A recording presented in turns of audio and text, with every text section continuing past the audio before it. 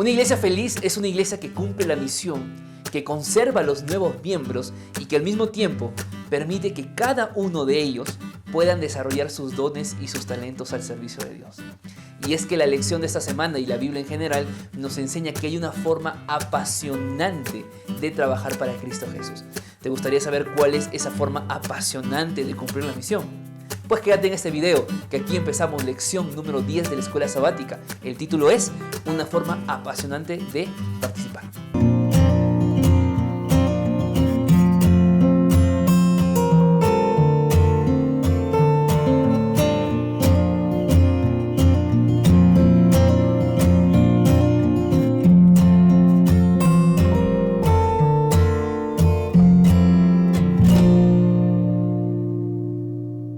¿Cómo están, queridos amigos? Gracias nuevamente por acompañarme aquí en este canal. Yo soy el pastor Antonio Araujo, pastor aquí en Perú. Y pues feliz y haber extrañado tanto poder subir nuevamente un video. Por fin lo estamos haciendo y esperamos no perder ningún video más. Así que oren siempre por su servidor.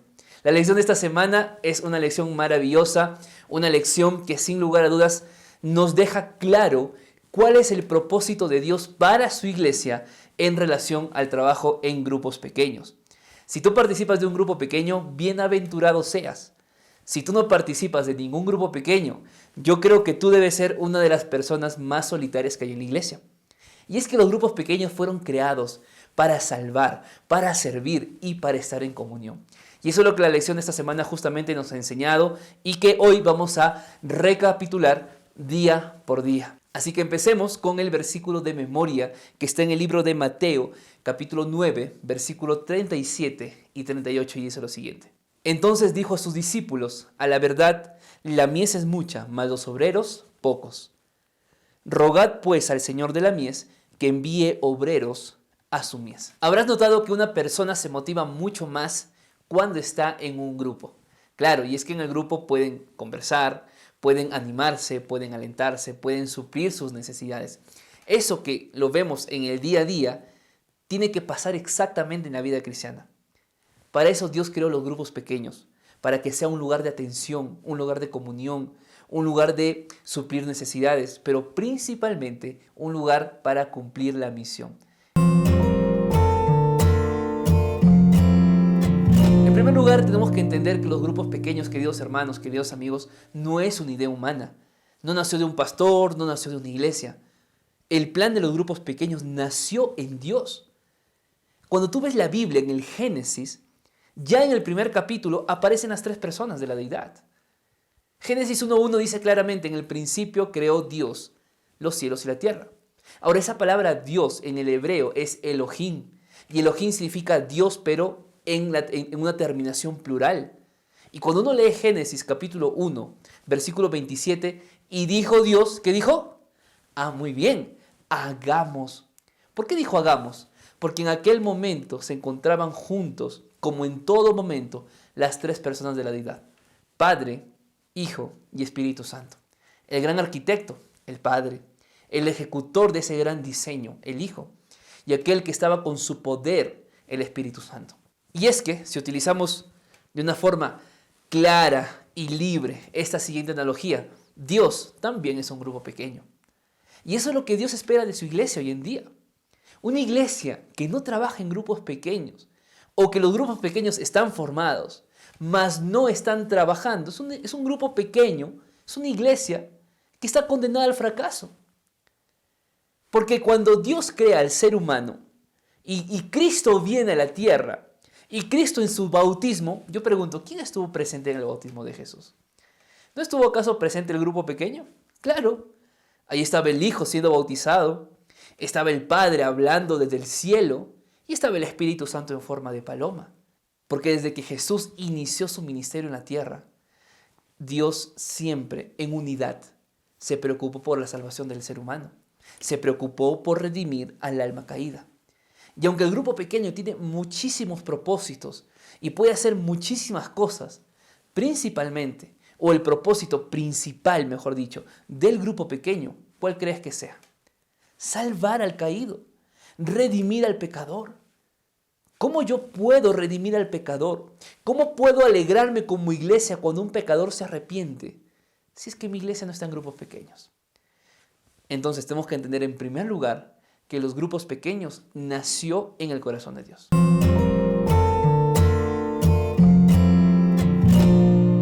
En el día lunes la lección nos recuerda la historia del pueblo de Israel.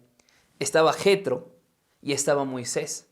Qué difícil habrá sido para Moisés tener que liderar un pueblo de más de 1 millón o 2 millones de personas.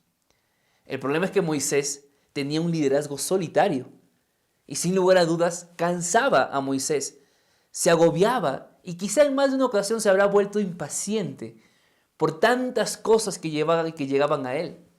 Yo creo que a veces cuando no damos el liderazgo o no repartimos el liderazgo dentro de la iglesia, nuestra iglesia no va por buen camino.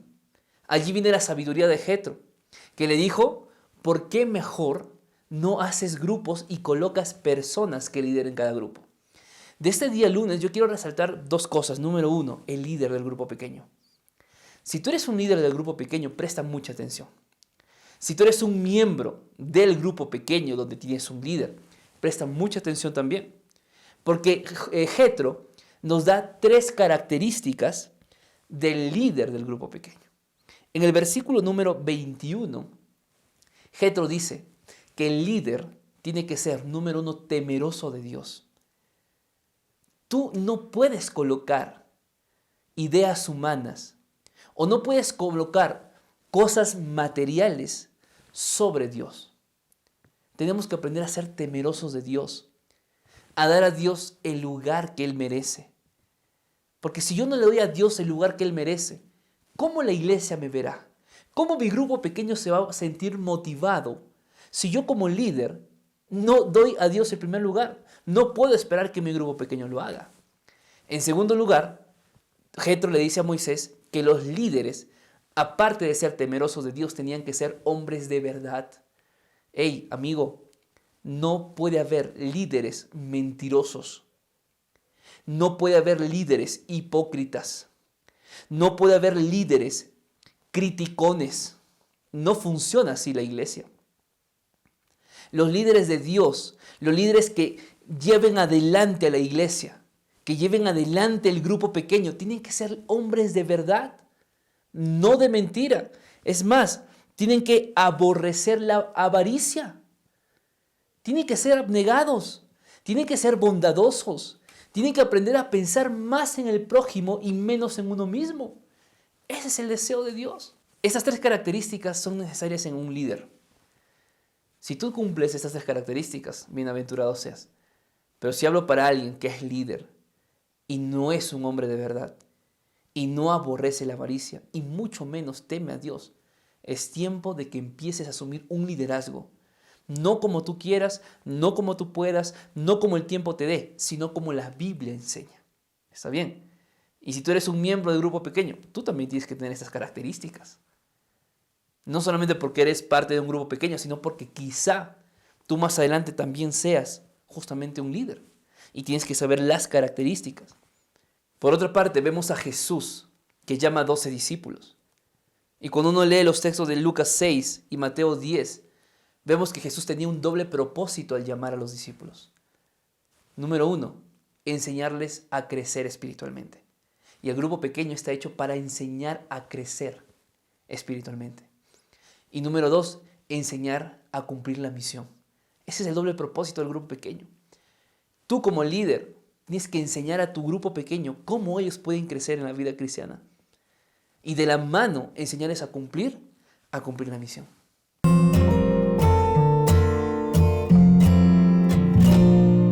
En 1 Corintios capítulo 12, Pablo nos deja la imagen del cuerpo de Cristo. Mira, todos somos importantes. Nadie es menos que otro. Ni siquiera a veces los órganos menos importantes, entre comillas, dejan de ser importantes porque todos cumplen una función. No puedo imaginar a una parte de mi cuerpo trabajando sin la otra o desinteresada de la otra, porque es muy probable que me enferme.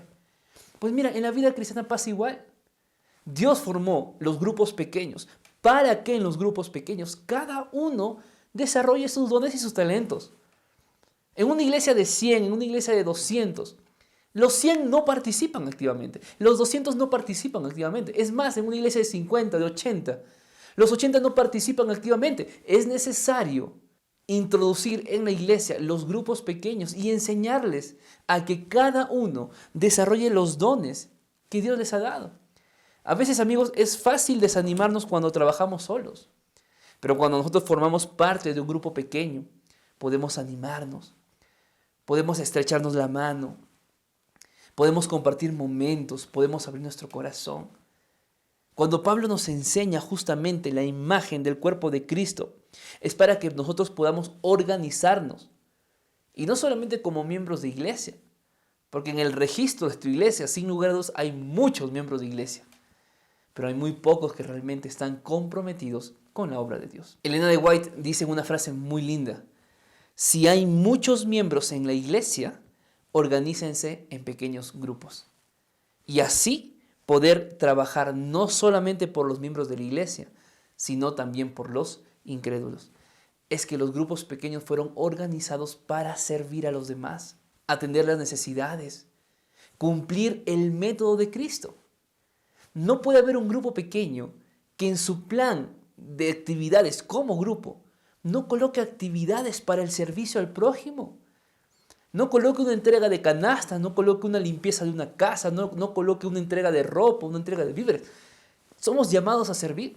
Y la mejor forma de servir a través de los grupos pequeños es también con nuestros dones y con nuestros talentos.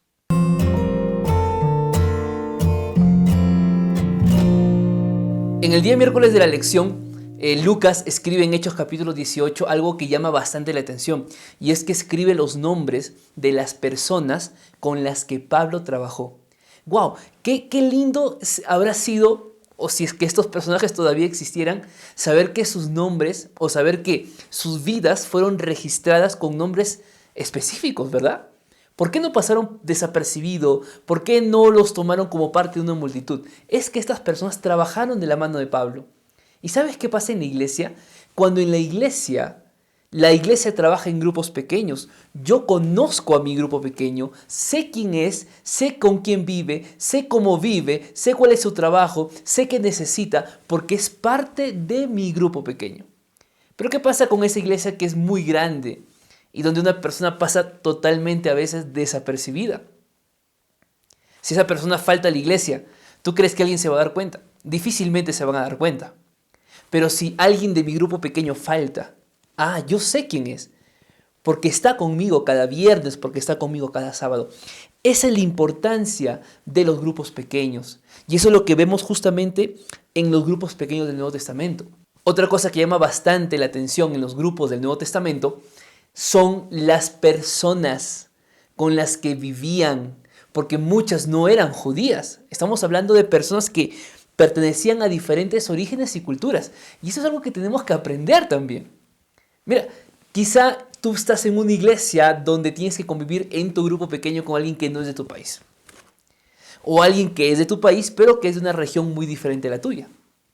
O de alguien que es de tu país, de tu región, pero que simplemente tiene una crianza diferente a la tuya. ¿Sabes? En el grupo pequeño todos vamos a ser diferentes. Pero en las diferencias tenemos que aprender a unirnos y a trabajar juntos, siguiendo adelante hasta alcanzar el cielo. Esto es lo que vemos también en el grupo pequeño del Nuevo Testamento. Gente que vino de Italia, gente que era de Macedonia, gente que era judía, gente que era romana, todos convivían. Cuando Pablo salió de la cárcel, cuando Pedro salió de la cárcel, fueron a las casas. ¿Y a quiénes se encontraron en las casas? Justamente a estas personas. El crecimiento de la iglesia en el Nuevo Testamento se da básicamente por 3 razones. Número 1, porque se conocían. No eran desconocidos. Y cuando digo conocerse, vuelvo a repetir, no es un tema de ver de vista o de saber de vista quién es y quién no. No, tenían una relación, se conocían. Número 2, se apoyaban unos a otros. Y número 3, utilizaban sus dones. Allí está el éxito en nuestra iglesia. Lo dijimos a un inicio, los grupos pequeños tienen muchas funciones. La principal, sin lugar a dudas, es buscar la salvación de nuevas personas. Pero hay una dinámica en el grupo pequeño. El grupo pequeño no es exactamente una iglesia, un templo. En el grupo pequeño estamos hechos para confraternizar, para conversar, para reír, para poder encontrar un momento para orar, para estudiar la Biblia. Eso es lo que hizo la iglesia al inicio. Tú lees Hechos capítulo 4, Hechos capítulo 12, Hechos capítulo 20. Vemos a los primeros cristianos que se reunían para orar, para compartir la palabra, para capacitarse y para protegerse de las doctrinas malas. Cuando un grupo pequeño no funciona, o cuando simplemente se ve al grupo pequeño como que, bueno, es el proyecto de la iglesia, así tiene que avanzar, pero no entendemos que es la forma que Dios ha destinado para que su pueblo avance y traiga nuevas personas a los pies de Cristo. Mientras no entendamos eso, no vamos a tener la bendición y no vamos a disfrutar de las bendiciones de lo que es un grupo pequeño. Yo pregunto, ¿qué haces en tu grupo pequeño? ¿Confraternizas? Quizá pasas tanto tiempo confraternizando que no llegas al lado espiritual. O de repente hablan tanto de la Biblia que se han olvidado de atender las necesidades de la persona. ¿Te das cuenta? Necesitamos encontrar un equilibrio en el dinamismo del grupo pequeño. Tiene que haber alegría, tiene que haber actividades sociales, tiene que haber actividades espirituales, tiene que haber todo de una forma equilibrada. ¿Ok? Hay algo interesante que la lección dice en el día jueves en la parte final. El ministerio en grupos pequeños pronto se extinguirá si su enfoque es interno y no es externo. ¿Qué significa eso? Si yo solamente estoy pendiente de cumplir actividades de iglesia y no me preocupo por los que están fuera de la iglesia, mi grupo va a morir. Otra cosa, dice, si el grupo pequeño se vuelve egoísta y poco más que un grupo de conversación, fracasará en su propósito y perderá la razón de su existencia. No vamos a un grupo pequeño para conversar simplemente.